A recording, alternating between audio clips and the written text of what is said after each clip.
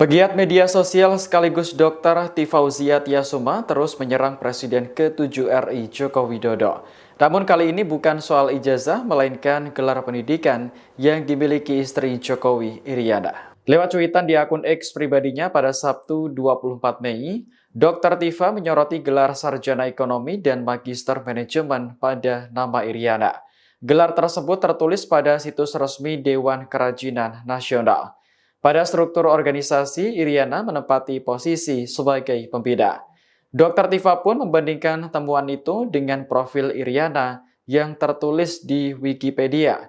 Disebutkan bahwa istri Jokowi tersebut sempat berkuliah di Universitas Muhammadiyah Surakarta, namun tidak sampai selesai. Dr. Tifa pun bertanya kepada netizen soal gelar yang dimiliki Iriana karena informasi di Wikipedia kurang update. Menurut pemberitaan Tribun Solo, Iriana memang tidak menamatkan studinya di UMS.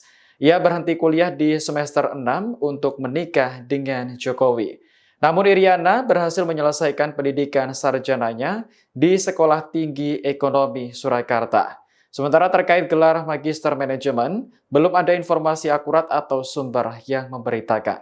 Download Tribun X sekarang, menghadirkan lokal menjadi Indonesia.